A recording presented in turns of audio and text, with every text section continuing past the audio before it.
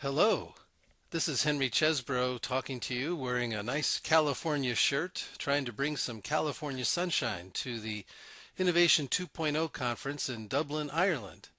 I'm sorry I can't be there with you in person, but I was delighted to accept the invitation from Martin and Broer to discuss with you a little bit of a history and a possible future of open innovation.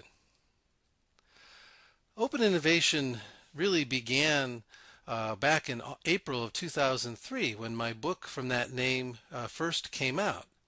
At that time, I did a Google search on the term open innovation and got back about 200 page links, and these all had the property of the word open and the word innovation appearing in the same sentence, but there was no particular meaning to the two words together. 10 years later, I did the same search using the same search term on the same search engine, and I got back more than 453 million links. And although I didn't look at all of them, the first few pages of links were all about a new model of industrial innovation. Now, obviously, anything that expands that much, that quickly, goes way beyond any one person, but I can truly say that I was part of the creation of this activity, and your exciting conference continues that today. It's also worth thinking about what open innovation contributes relative to earlier theories of innovation, because it really is, I think, a different approach. One is that the assumption is that useful knowledge is abundant, not scarce, and that what we get from outside is as important as what we generate inside. We used to think in economic terms about spillovers, and they were essentially a cost of doing business. But under open innovation, these spillovers can be channeled, directed, and managed, whether outside in or from the inside out. The business model is also an important construct because it's the business model that helps you figure out what to search for from the outside and what to let go to the outside. In evaluating projects for your business model, you're also going to have both false positive and false negative evaluation errors. Companies think about the false positive errors where a project gets carefully reviewed, introduced to the market, and then fails. But companies often don't think hard about potential false negative evaluation errors, where a project gets stopped at some level of its development and is not allowed to continue.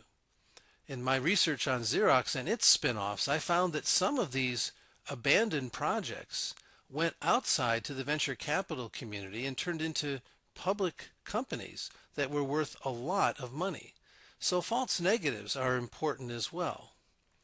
This means we've also got to think about intellectual property, whether we're bringing ideas in from the outside or letting ideas from inside go to the outside.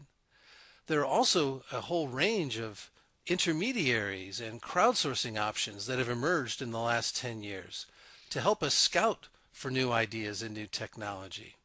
And lastly, we're going to need new metrics to assess innovation performance in open innovation. So the outside-in part of open innovation helps us strengthen the business and the business model we already have. This is, I think, the most commonly practiced and the most commonly studied aspect of open innovation. But there's a second very important aspect as well. That is the inside-out process. And this is where you can explore new potential businesses and new potential business models. And this is the second half of open innovation that is not as practiced as much, nor is it researched as much. There's also a problem with different definitions of what we mean by open innovation. One of my colleagues at MIT, Eric von Hippel, has been talking about open collaborative innovation, which he defines as the production of public goods.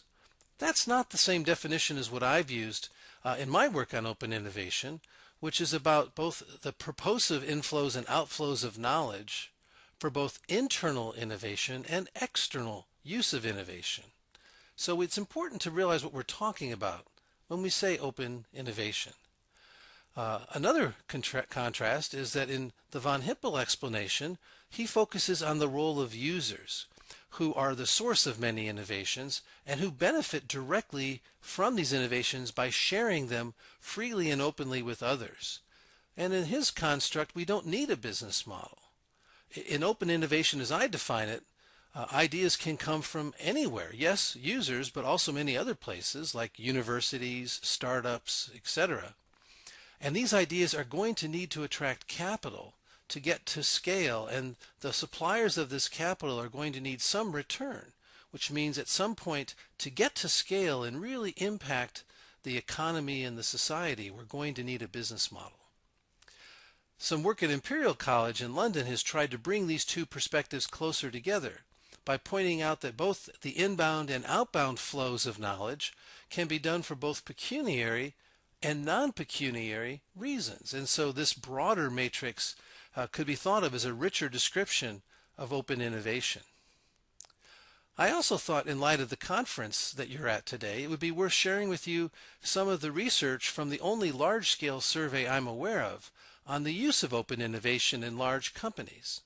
This is research I did with the Fraunhofer Institute and their researcher there, Dr. Sabine Brunswicker. Sabine is now a professor of engineering at Purdue University. And we looked at companies with sales of more than $250 million annually that had more than 1,000 employees. And we went out to the field from the October to December of 2012 and got about 125 responses. We surveyed 5 different areas: the extent of the use of open innovation, whether it had been abandoned, what the years of experience with open innovation have been, the support by management for open innovation, and how intensively it was being used. In brief, here's what we found. 78% of the large firms that we sampled said they were practicing open innovation.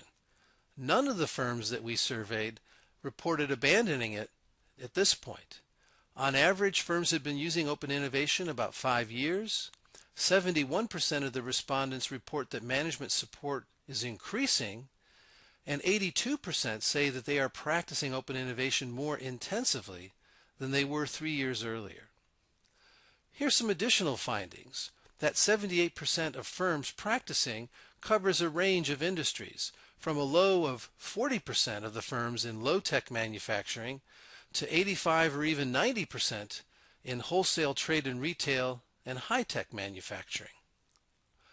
We also asked about budgets and staffing for open innovation, and in our survey we found the average firm is spending around $2 million annually with about 10 full-time equivalents working on open innovation.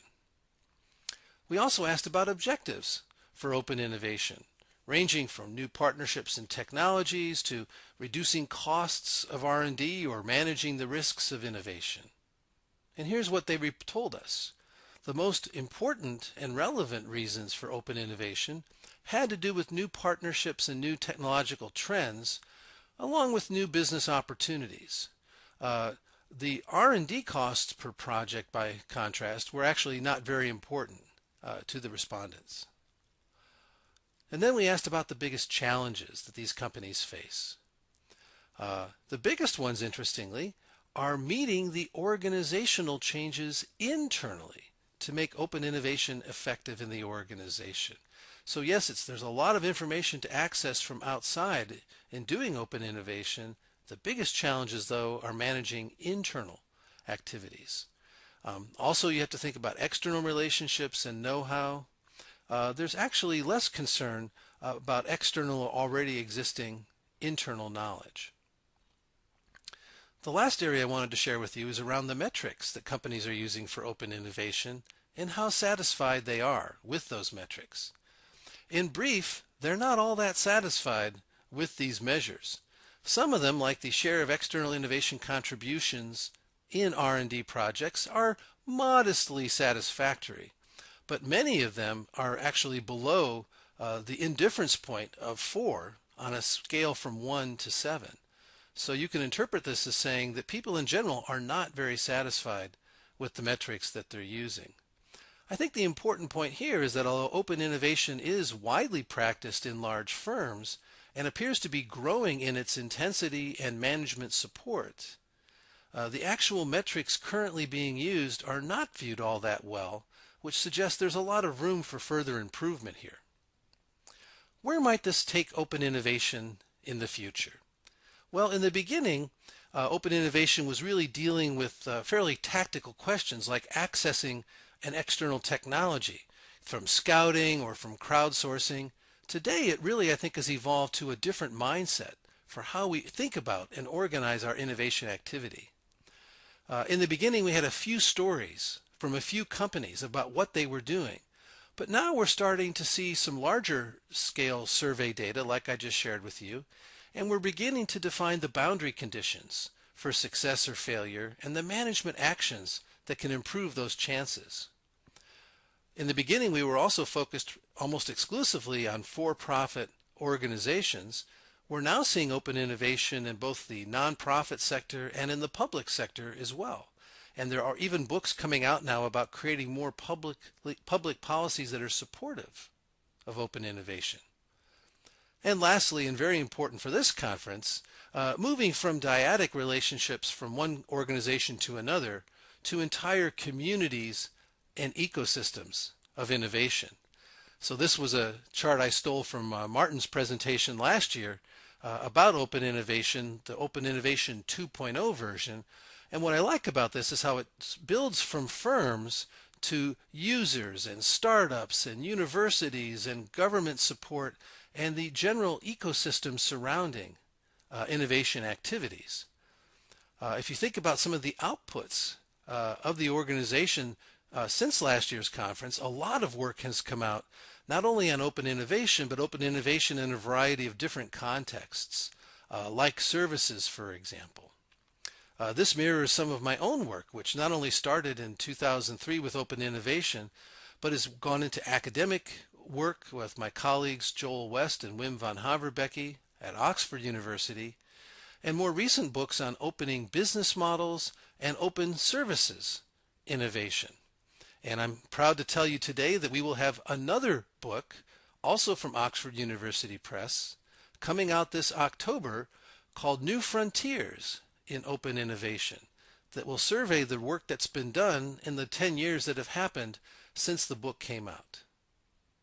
Thanks very much for your attention, and have a wonderful conference.